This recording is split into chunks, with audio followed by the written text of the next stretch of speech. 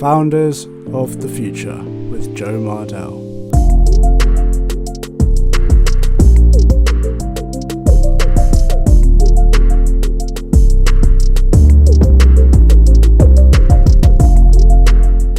Hi everyone, welcome back to Founders of the Future. Today I'm here with Kelly Idehen, the founder and CEO of LinkOrion Technology. Kelly, it's great to have you on the podcast today. Yeah, awesome to have you here too. LinkOrion is a leading technology provider based in Lagos, and they've actually been around for just over 5 years. So, Kelly, what was it that got you into the technology scene in the first place, especially around the Lagos area? What kind of sparked your interest around technology? I've always been quite interested in tech stuffs, but I started from video games. So I was interested in knowing how video games worked. And from there I moved into web development. I love graphic design. So I was playing around with these things, and I realized this could be a service, model for clients. So we moved into an agency kind of company. So we started, providing most of these services for company. And from there, I kept on realizing that technology was moving so fast, so quickly. The things we knew yesterday were no longer relevant today. So that kind of puts me in a forward momentum, trying to keep up with the technologies, and so far so good. I'm finding myself in the AI space and the virtual reality space. So it's just a forward motion I'm trying to kind of catch up with here. That's great, and it's very clear to me that you're an optimist about technology, and you always, you see the glass half full, and when you think about the future, you think about how technology could positively impact the future. What are some of the things that you think are really exciting, maybe a few years down the line? What do you wake up in the morning and think, oh, that's so exciting, I can't wait for this technology to be available to the public? Yeah, funny enough, I think that's quantum computing, to be honest, because it's one of the technologies that is based on some level of mystery. So we don't know. For AI, we can predict for nanotech, for virtual reality, but for quantum computing, once we can get it working to a level, we are unable to understand, to predict the kind of doors that will open up. So yeah, so I'm fascinated about quantum computing. I know that's a very separate fieldonism, but yeah, it's one of those technologies that I feel has the potential to help us understand who we are and the nature of our reality. Yeah, in full. That's very interesting. I agree that there is a lot of mystery that surrounds quantum computing, and it's still such an uncertain technology. No one can quite pinpoint the impacts that it will have. But what sort of how do you think it will impact society? If you had to hazard a guess, what sort of impacts do you think it will have on our culture and just society? Yeah. So later on in the talk, I'm going to talk a little bit about my book, 2020s and Future Beyond. So in that book, I sort of projected the idea of the idea of technology as it moves forward. We are moving in a definite pathway. That's to say, we're trying to become omniscient and omnipotent, and we're trying to also kind of solve the problem of immortality. So we want to live for as long as possible, so we can gather as much wisdom as possible. So every technology innovation or technology development we've made so far is kind of pushing us towards that those final goals. As one of the old tech guys who say we are moving towards the omega point. I think that is Pierre Chardin or something, I've forgotten his name. But we're moving towards like an omega point where technology and civilization and everything sort of kind of converges. So in another way, people like recalls the singularity. But for me, I see it differently. I see it sort of, but in the beginning of existence, we ask the question, and we're trying to pursue the answers to those questions, which for me, I feel we're trying to pursue immortality on one hand, and on the other hand, we're trying to pursue the ability to know all and to do all. So quantum computing is one technology which sort of goes down, not just looks at our reality in full, but deep down into the very basic element of what's. So if we look at it like bits or computer signals or bits now, for example, now we can say quantum computing is that technology that can break down that bit further into an unknown sort of universe or reality which we have not seen before, we cannot yet explain. So yeah, I feel once we can get to that level, we'll be able to push the idea of transhumanism now forward, which is to say we'll be able to extend life. And once we can extend life, we'll be able to extend knowledge. So you can imagine if people like Albert Einstein were still alive, Nikola Tesla, if they were still alive and functional, all of those knowledge, accelerating and compounding up to this point in time. So if we have best geniuses living a long and very fulfilled life, we'll be able to have, how will I say now, innovations and like that would really redefine the way we live and the way where we exist, really, to be honest. So yeah, that's my perspective on that. I agree. You know, the whole idea of longevity, extending the human lifespan, is really, really fascinating. And I do think that it's possible for us to extend the human lifespan far beyond anything that we can achieve right now if we start to use these different emerging technologies. And definitely quantum computing will be a huge one. So yeah, I agree that longevity is very important. And yeah, so you talked about people like Nikola Tesla and these other geniuses. Are you the sort of person that gets really inspired by these different figures that have achieved greatness? If so, what sort of people do you look up to and go to for inspiration? Each one of them, really, if you go back to their everyday life, it's more like a normal sort of life. If you really look at their everyday life, it's sort of normal. But what really intrigues me about these people, people like Niels Bohr, people like Nikola Tesla, is the mindset, the way they think, right? I believe that mindset is what really makes them unique. The way they think, the way they approach life.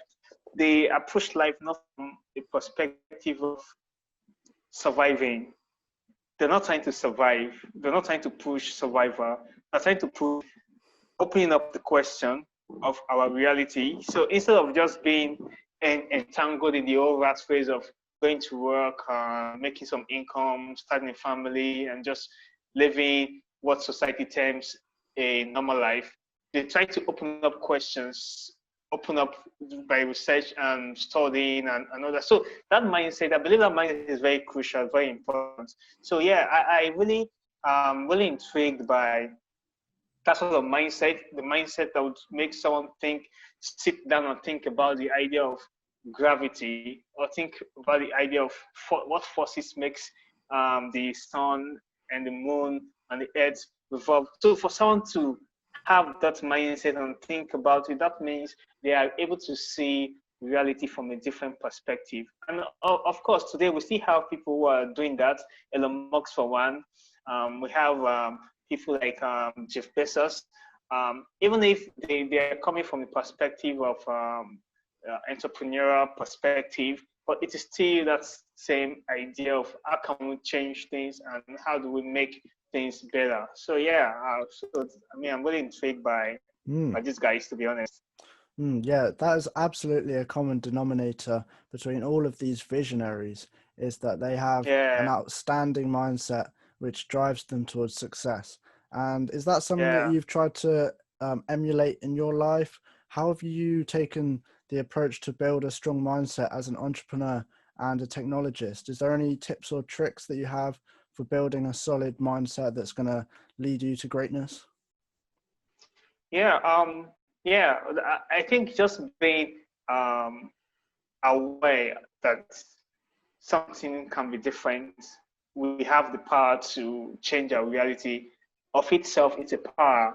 So it's easy to spot someone who's real, and it's easy to spot someone who is like who is visionary. You can easily see it from even if you can't have physical contact or physical interaction with them, but from their content now, you can understand the perspective from which they view things. So you can easily kind of relate.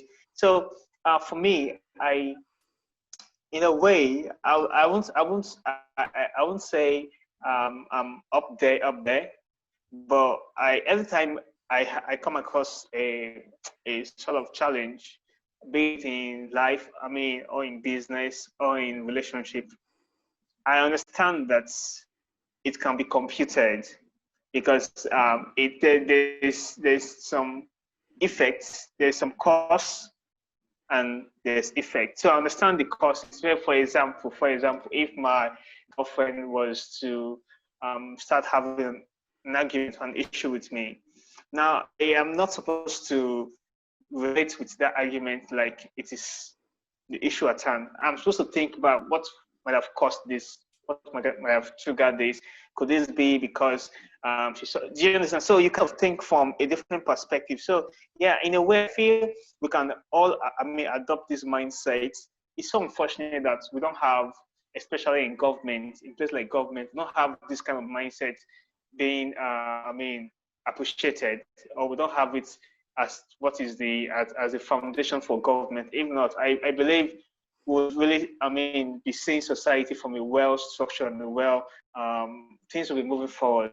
That idea of how the issues at hand, let's not react to them, let's understand what are the causative factor, and possibly let's even think about the future, what might be the possible issues we might face in the future. So that's the mindset I kind of, I mean, I kind of inflect a lot, and I kind of reflect, and I kind of like project to understand, okay, if this and this happens, how would this happen? What would the results be in like the next 2 years, 3 years? So in a way, that has taught me to become a futurist. So for example, now I can spend most of my time thinking about, okay, for example, GPT-3 technology that was recently released, that's NLP development now. I'm thinking about how that would have an interplay in life. For example, you go to a supermarket and you're able to converse with an intelligent system that's being run by GPT-3. I'm trying to understand how that conversation will be like, as opposed to the earlier technologies we have. And if we could have GPT-3 this year, so and so kind of data we have, now, in a few years' time, where we have more smartphones and more computing power and more all of that, that means we will have technologies that are way, way better than the GPT-3. So, like, I'm kind of projecting. I'm trying to, I mean, live in the future as much as possible also. Yeah. That's great. Yeah, it's great. And as a futurist, that's part of what you do. It's you know, it's all about looking into the future, trying to project into the future and see what exciting things are on the horizon. Exactly. And yeah, one exciting thing that I can think of off the top of my head is Neuralink and the announcement that's coming up at the end of the month. I don't know if you're looking forward to hearing about. Of course. Yeah, of yeah. course. Have you got have you got any speculation about what you think might be coming up? Do you have any ideas what you think they might be about to release? No, not really, not really. But one thing I know it's going to open up a new door for BCI, brain computer interface. It's going to open up a new door, just as much as Apple's I mean AR glass for next year is going to open up a new door. So there are some companies whose announcements have the potential to open up new doors. So Elon Musk's Neuralink is one of them. So it might be basic. The biggest trick it can do might maybe stream music to directly to your brain and all that. But that has opened up a door. We then have more researchers sort of trying to hack the system, look for ways to make it better. You would definitely have the Chinese company look at this and say, how do we go into this in full steam? So just like we have like the AI race, we have the electric car race, it now becomes a new kind of race for who would have the most functional BCI system. So yeah, I'm looking forward to it, to be honest. Yeah. Absolutely. I can't wait to hear what they've got to say, and hear about some of the exciting things they've been working on. And brain computer interface is probably one of the top things that motivates me and makes me excited about the future, because it's just got endless possibilities. Would you Yeah. agree that BCI is probably one of the most exciting things? Yeah, BCI is as I said earlier on, if you really think back and look at all of these technologies, right? They are more like stepping stones towards a form of transhumanism. And transhumanism on the long run is leading towards sort of a life of kind of immortality for humans. We are, how will I put now, we're on this journey where our different innovations or different technologies are all leading us towards definite endpoint. So sometimes I sort of try to stand from that endpoint and look back. So BCI is just opening up a door. Whereas it has a lot of potential for health, for communication, real-time communication, but beyond all of that, it is going to help allow us ask new sort of questions about our existence, about ourselves. Like, okay, if we have this, artificial form of, system doing this, then our biological systems, how can we relate it? So we begin to ask questions of who we are, where we are coming from, and what we are supposed to do. So as these technologies come out, we don't just ask questions of how I make more profits or how do I make more sales. We begin to ask real fundamental questions. I think that is where we now understand that we are moving towards, we're getting towards a finishing line. So just to ask you also, I know you're a tech enthusiast, a millennial, like a futurist. You're all up on the tech. Do you see yourself really? Because I understand there's a little bit of a divide, some generational gaps. Some people might be like, no, this is taboo. This is evil. So there's gonna be that, yeah. Just like the people like the 5G tower is the back of the beast. There's the don't implant chips in us and all that. So how do you see BCI technologies? Being able to break those kind of barriers. Well, I agree that there is definitely going to be a bit of a divide socially about whether people start to adopt technologies like brain computer interface. A lot of people are going to think that it's kind of like, unhuman. It's starting to move away from our humanity as we start to move into transhumanism.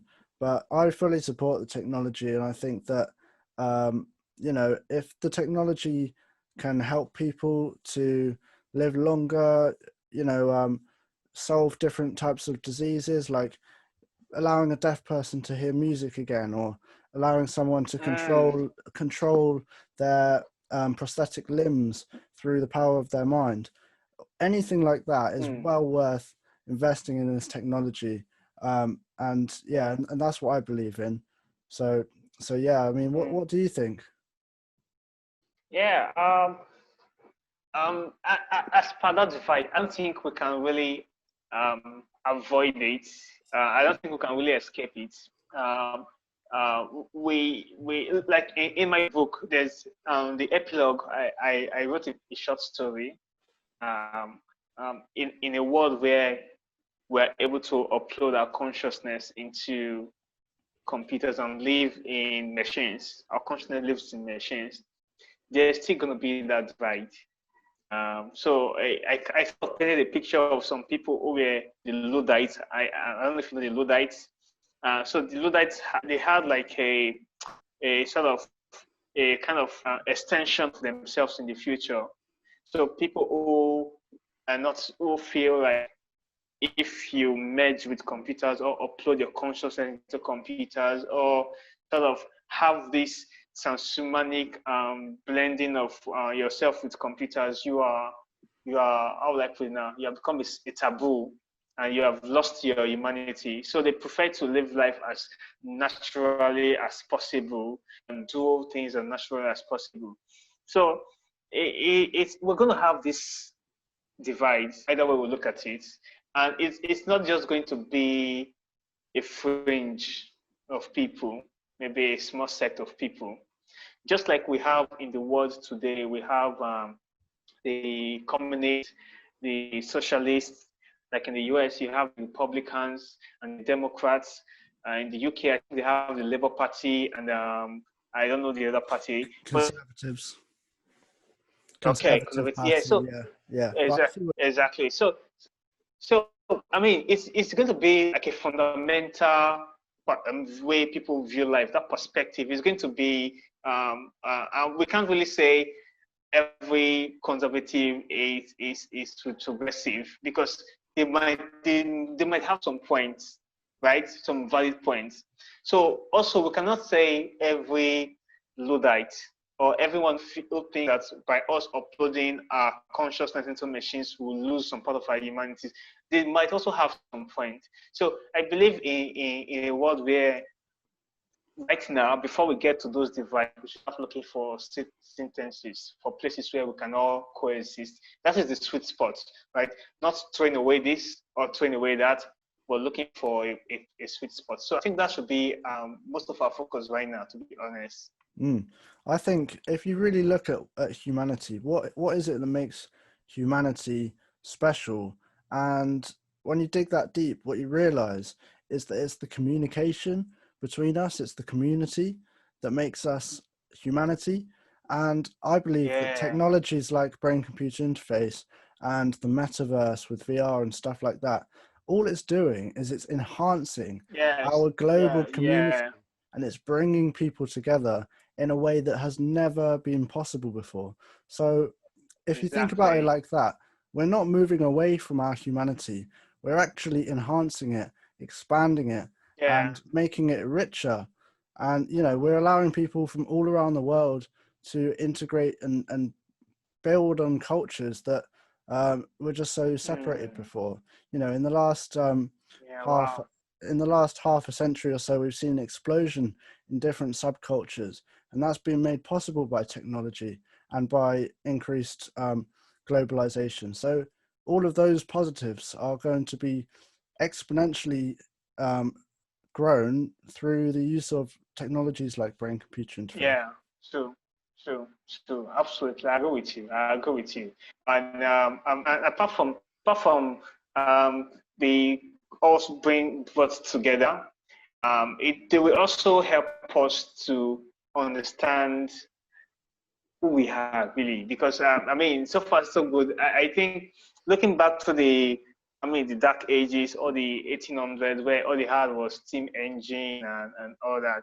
I don't think they were able to really dig deeper down into their humanity of who we are as humans, or as or as in kind of like that existential questioning of your reality. So with more of this technology, brings us together, and we begin to see ourselves as a form of as a whole, as a system. When I see humanity as a system, we then begin to ask those fundamental questions. So yeah, I think it's an exciting time up ahead for us. An exciting time up ahead. Very exciting times indeed. And I think Elon Musk has a great point about how, in order to keep up with the growth of AI, it's integral that we actually merge with the AI and use brain-computer interface to augment our own intelligence. What do you think about that concept? Do you think he's got a good point there? Yeah, it's almost like a zero-sum conclusion. If we don't do that, then we are forever lost or forever out of the game. So so far so good.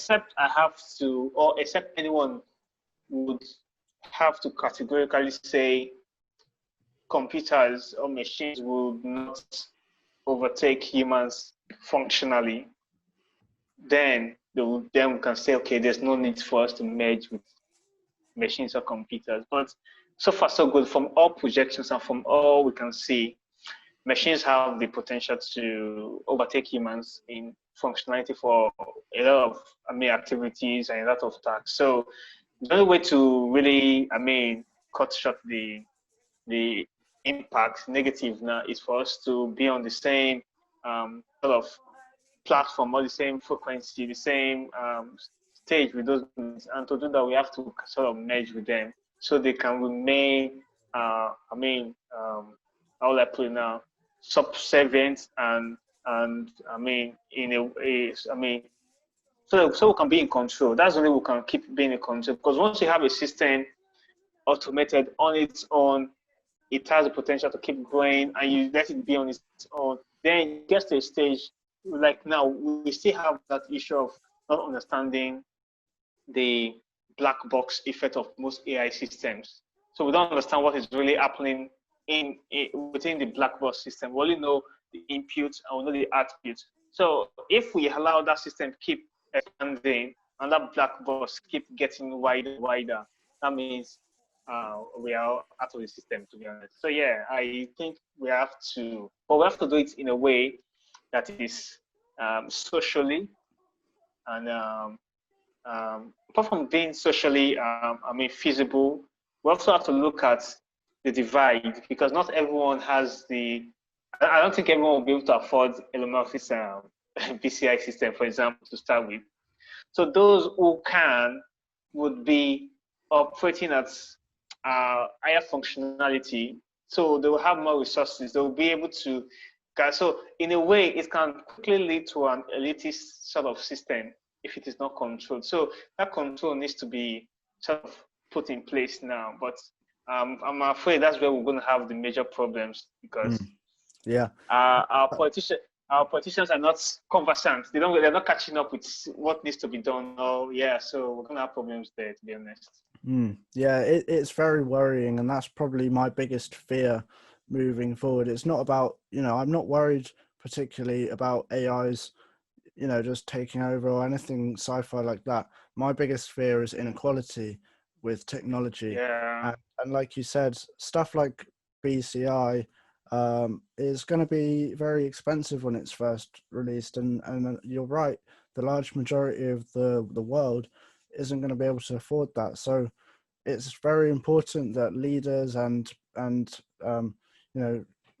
leaders of countries and leaders of businesses, they need to make sure that they're putting in systems to make sure that it's done ethically, and so that it doesn't lead to huge economic disparity. You're dead right there. You're dead right.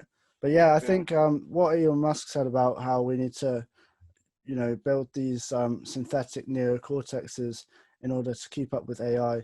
I think that that will be important.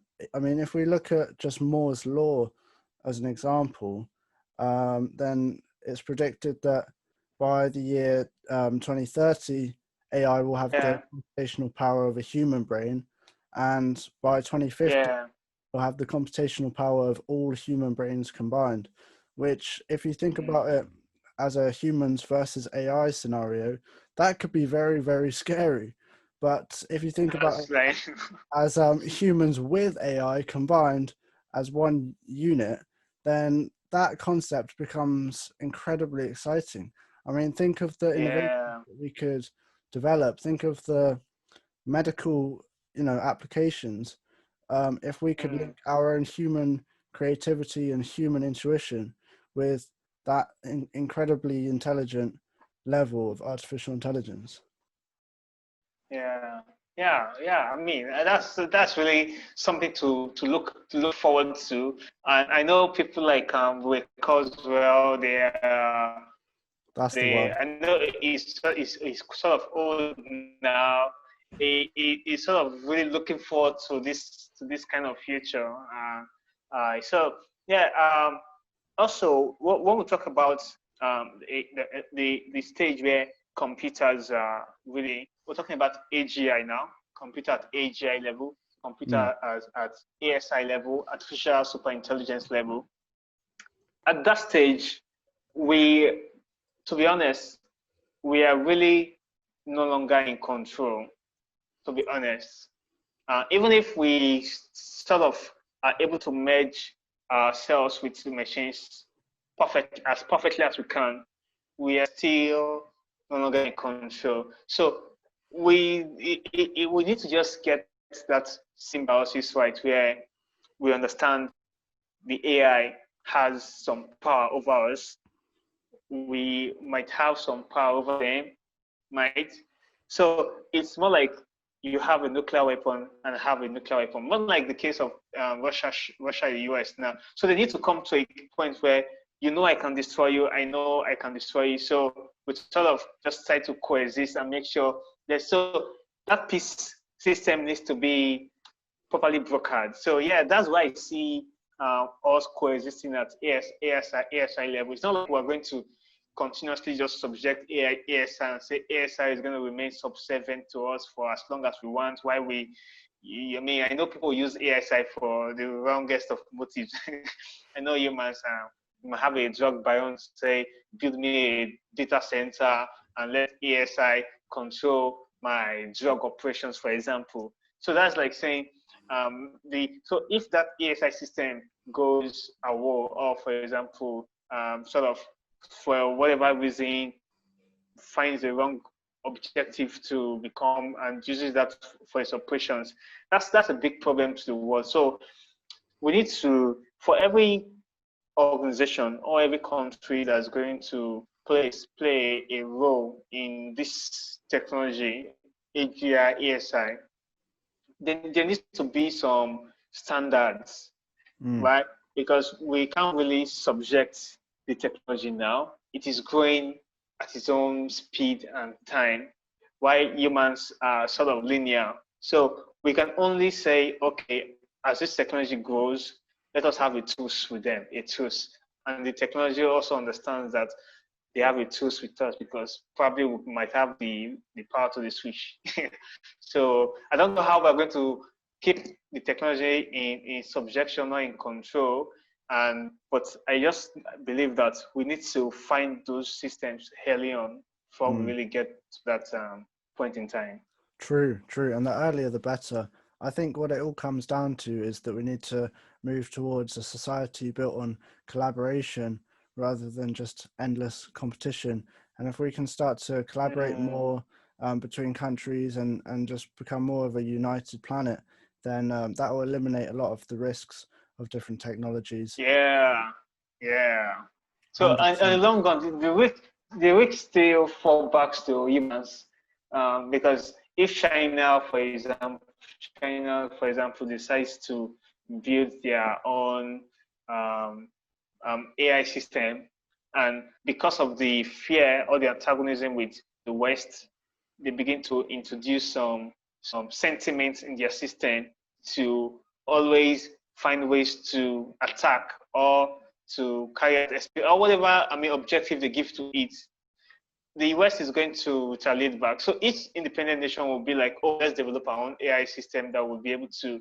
So in a way, we are still in the impasse, except humans, as we said, come together and collaborate. If we don't collaborate, if Facebook still wants to go loggerhead with Google, and Apple still wants to go loggerhead with Amazon, and everyone is trying to fight themselves and build their own system, the risk is exponentially there. We can't really take it out. So, but how are we sure we can get everyone to collaborate? That is a big question. That's a big question. That is the big question. But I think, all we can do at this stage is stay optimistic and work hard, make sure that, we're making the right moves to make it happen and build that positive future. Hey, listen, I could literally, I could spend all day talking about these exciting prospects. I know. But sadly, we can't go on for too much longer. It's been a fabulous conversation. I've learned some really interesting things.